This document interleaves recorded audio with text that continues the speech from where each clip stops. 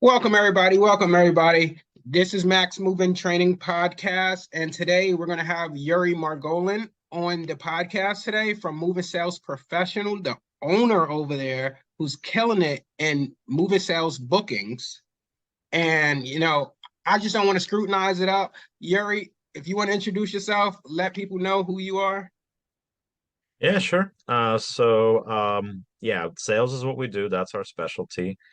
I've been doing sales since I was roughly 17 or 18. I've been doing sales for moving companies since 2003. So it's been 20 years and counting. I mean, that's something that's our specialty. We only focus on moving. We only have professional salespeople here. We're 100% US based. So everybody that works here, that's physically here, we do have a couple of remote people, but it's mainly people that are here physically in the office. Nice, nice, nice. And you said, I guess your company is located out in Baltimore, right? Yeah, we're about 45 minutes from Pennsylvania state line, a little bit north of Baltimore. Yep, Nice, we're here nice. on the East Coast. We cover continental US. We cover Canada. We're in the process of going international for UK. So yeah, we're doing quite a few things here. Killing it, killing it. So what I guess inspired you to get into this niche of the industry? Well, I was a salesperson for many years. I worked for a lot of different companies, and I would say about what 2018, early 2018, at one point I was doing sales for three different companies at the same time. So I was doing bookings myself. I've always made very good money.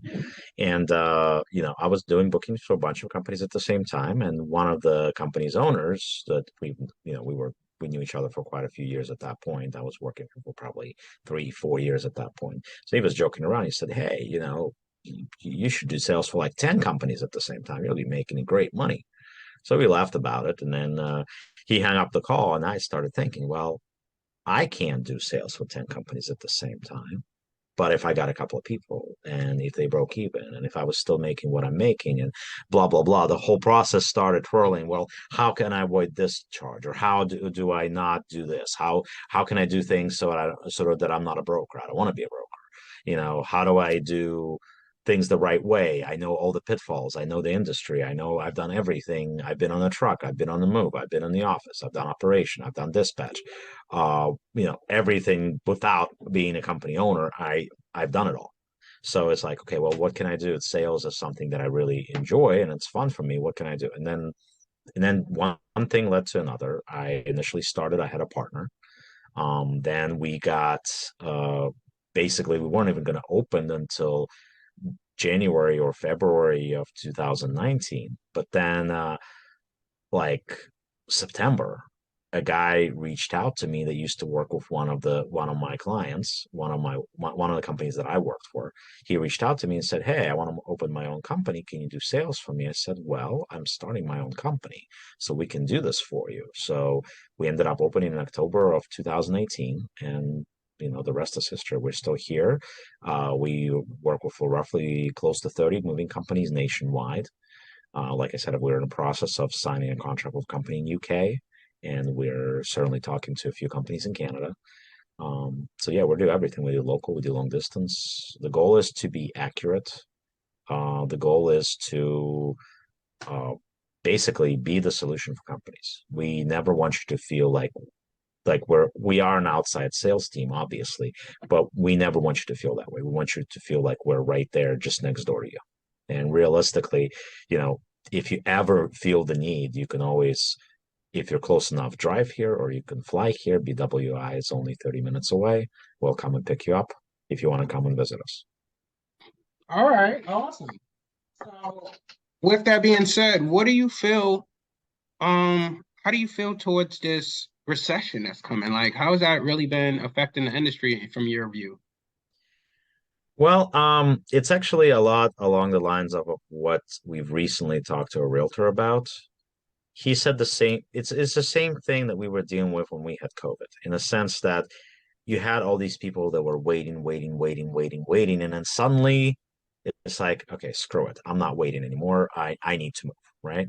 So I almost feel like that's what's going to happen right now. So right now, first of all, we're back to our usual seasonal thing where things slow down, fall time, winter time, and then they pick up again in the spring, right? So that's one thing. We're back to our usual cycle, it seems, right? Plus, we have the current housing market, which is affecting people going out and moving and buying new homes and things like that. So those two things combined is what's hitting us really at this time, right? But I feel that what's going to happen, and the conversation I had on my podcast recently with a realtor is basically he stated something that really resonated for me, which he said that people are getting used to the current interest rates. They're coming to grips with the fact that that's the new reality, at least for the time being. So, what I think is going to happen, people are going to wait, and then they're going to say, okay, do I want to pay 1,500 to somebody for my apartment? Or do I want to pay 16, 1,700 for something that's my own, that I'm paying off, that I'm going to have some equity in, right? So, and screw it, I'm just going to do it now. Yeah, it's 5%, 6%, whatever the interest rate is. But, hopefully things get better and then I can refinance. So that's what I feel is going to happen. When that's going to happen is as much of your guess, Dwight, as it is mine. It could be in the next month. It could be in the next three. Hopefully, it's sooner rather than later because obviously it's affecting everybody. But I think overall we're back to our regular thing. March is right around the corner, so we're all going to see an increase like we normally do. Gotcha. And has this been taking any impact on your sales team? Yeah, I mean, obviously, when there's less uh like lead quality obviously has gone down dramatically this year because of everything that's going on. Lead providers, of course, they still want to make their money, so they're throwing everything in the kitchen sink at us. But yeah, I mean, if before the percentage, let's say the percentage in summer for bad leads was, let's say, 20%, right? In wintertime, that went up by 10, 15%. You're probably closer to 50% at this point, 40, 50% in terms of bad leads when it comes to lead providers. So it's like don't spend money on Angie's List and Home Advisor. I don't recommend it right now, realistically, Yeah, because if you're thinking about spending money on them, you might as well spend money on Google. right. I It's hear going to be the that. same amount of money and you're going to get better kickback. Yeah, I had and I don't like to talk down about lead providers, so I won't mention the name per se. But we had a lead provider the other day. I usually before taking on any lead provider, one of the biggest things for me is assessing their historical data, seeing if they're going to be able to provide enough volume in our area versus just giving my money to them and hoping that the volume comes in. So one of the lead providers I reached out to, I said, "Hey, what's been your historical data, maybe in the last week or so like that, or month?" And they said, "Well, hey, within the last week or so, or 2 weeks, I believe they mentioned we had in your area we had about 33 leads. How does know whatever the case is?" And I'm kind of like, "Well, it sounds great if they're not bad leads, like don't just fill my inbox with leads that are bad and you can't really get credit for them. So that is something to keep an eye out to, like a red flag if you are getting an abundance of leads in a certain small period of time.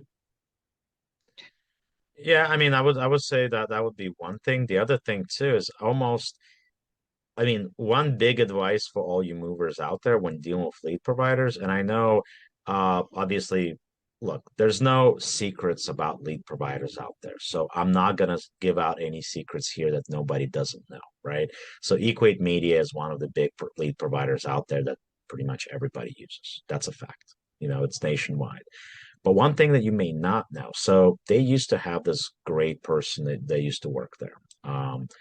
Her name was Karen, and I do want to put a shout out that she unfortunately she passed away in Yeah, November. I heard. So right, and she was awesome. This lady knew everything. She was doing it for 30 years. Uh, you know, That's what she did with all that stuff. So she knew everything when it came to Equate Media, to moving, to leads. And she would make these suggestions sometimes that resonated with me, and I still remember. So one of the things that I would recommend, that was one of the things that she, that resonated that she said was, whenever you're talking to a lead provider, talk to them and say, hey, so you told me the lead cost this much per lead, right? Let me ask you, if I, instead of paying $5 a lead, if I give you six, is that going to do anything to help me in terms of lead quality or seeing it before my competitors or anything like that? Asking those questions are worth it. And unless you spoke with somebody with the world of experience like Karen had, you'd never know that. That it's like you just go, okay, it's $5 a lead or $10 a lead or $20 a lead or whatever it is. Okay, no problem. But asking those questions can be a difference between you having that extra, that leg up on your competition that you might have not had otherwise. Gotcha, gotcha. And I know that there are some lead providers, I believe like Quote Runner as well, that's now doing like kind of like exclusive leads, or they're calling the leads to verify the leads prior to sending to you. So they are more higher on the expensive end, like you said, maybe $10, $20 a lead. But hey, you can be reassured that those leads are customers that's actually looking to move prior to getting to your dashboard. It just depends on your marketing spend, in my opinion, when it comes to that.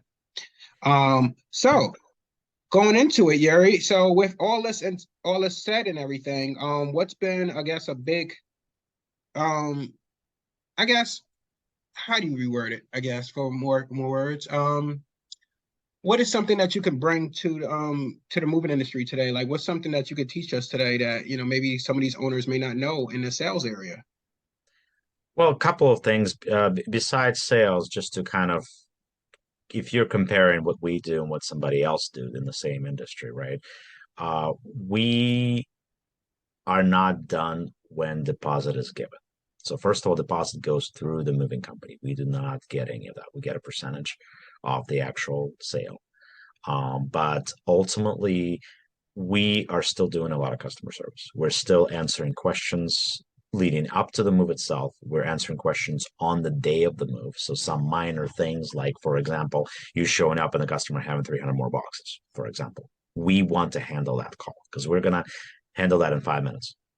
If your foreman is handling, the same situation is going to sound like, I'm sorry, they told me everything. I gave them all my items. Of course they did, right? Reality, if a salesperson talks to them, say, hey, John, you gave me everything, right? Yeah, I gave you everything. Well, where'd that extra 300 boxes come from? Oh, I forgot about a storage unit. Well, John, you have more things now, so you have two options. A, we move all the items on the inventory that you gave us, or B, we move everything. But of course, now that's going to cost you more versus the other one being closer to the original estimate. And at that point, customer makes a choice. Versus the other situation when they start asking for discounts and this and that. And that whole song and dance. We've done it before. So us handling that is going to make it easier for you and for us. Obviously, we don't want you to give them any discounts. Makes We're getting sense. our Makes commission. sense. We don't want you guys to lose money. We don't want to lose money either. But getting back to sales part, we are very, very, very big on follow-up. Our customers are buying the leads, so they're spending money on leads. We want you to get the maximum of what you can for what you're paying for. That's extremely important to us because at the end of the day, if we're not booking jobs, we're not making any money. So to us, it's extremely important to make sure that the follow-up is done correct. So we certainly follow the CMAT method. So we're emailing, we're texting, we're calling. We definitely want to make sure. I mean, that's the name of the game with leads, realistically. If you do not call them, somebody else will.